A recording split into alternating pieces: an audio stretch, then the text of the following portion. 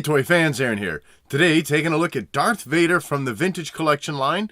He was released in April of 2012 and is presented on that Star Wars card back because that is particularly what movie this figure is from. So on that card back, things are looking pretty nice. You got Darth Vader as we saw him on the Death Star. Of course, through the blister you do see the included figure, and then off to the right, covering up some of that Darth Vader image, is a sticker showing that you could win a life-size Darth Maul. That was just one of the promotional offers they had going at this time. And here's a look at the back of the card where you're getting a handful of figures and vehicles that you could purchase at this time. Towards the very top right corner, it's going to be his number in the lineup. Just below that, you got a paragraph pointing out you're celebrating the legendary Star Wars saga, and some more text talking about that. And then just a little farther down, you got a couple rows of figures that were available in the line around this time. And then even farther down, you got 3 other vehicles that were being sold as part of the Vintage Collection. And now taking a look at him out of the packaging, overall, very, very nice looking figure. To me, the costume looks very accurate to how he looked in Star Wars: A New Hope. You're getting a couple soft good items here, and that's going to be his outer cape, draping from around his neck down to his feet. Cape feels a little bit wide.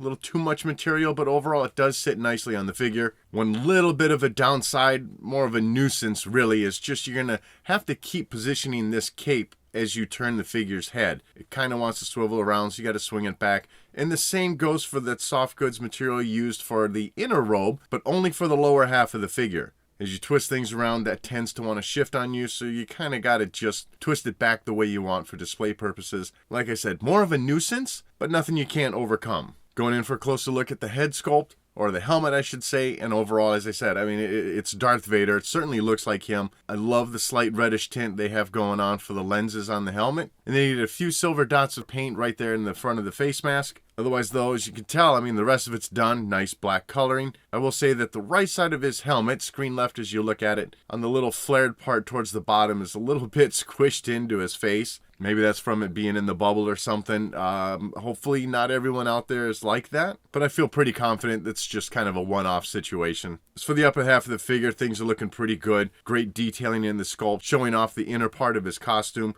with some texturing, some ribbing detail and stuff being done within the shoulders. Of course, you got some design being done on the gloves also. Nice gloss black finish on the top of his shoulders for those armor pieces there. And then within the chest itself, you're seeing that silver and black armor piece, but out of that, which is appropriate for Star Wars, is where you're going to see sculpted in the plastic is what would be his inner robe as it drapes from the shoulder, under the belt, and down towards the legs, which, like I said earlier, it transitions to the soft goods piece. His chest box looks accurately sculpted and painted also, with the green button on top, the red button below that, and the rest being silver. Good belt detailing with the boxes on each side of his hip. Nice placement of colors within there with the silvers, the red, and a couple green dots on each. And then at the center of the belt, good silver belt buckle painting. And then for the rest of the figure, codpiece looks pretty accurate to me. The legs, also as the arms, have great detailing being done for the quilted look of the cloth portion of his suit.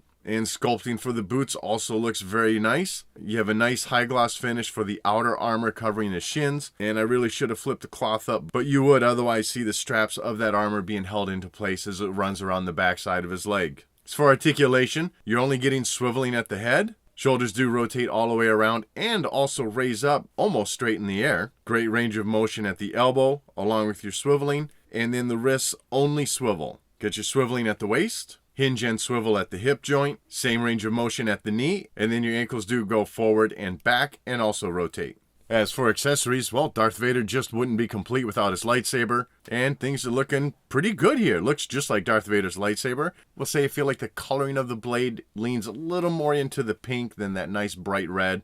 I really don't care about that. I mean, it's close enough. It's red. But blade looks great. You've got a little bit of lighted effect at the base of the blade.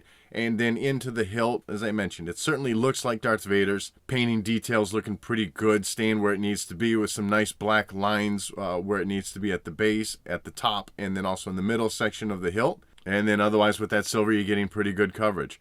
And to note, this blade is not detachable, so you're just getting the one single piece. So overall for me, you know, like I said, it's a fantastic looking Darth Vader. In general, I'm not much for the soft goods on robes. In this case, I do think it works out quite well, especially when you're given a little bit of more of an action-oriented pose. The added width of the robe certainly does still help to kind of cover the backside of the figure up a bit. And for me, I much prefer this over the one that was released earlier in the line. I think it was number 8 in the vintage collection, where he had that like silvery rope to replicate the chain holding, the cape around his neck. I was never fond of the way that looked. So for me, this is certainly a much better release. So that wraps this one up. Definitely let me know what you think of this figure in the comment section below. And as always, thanks for watching.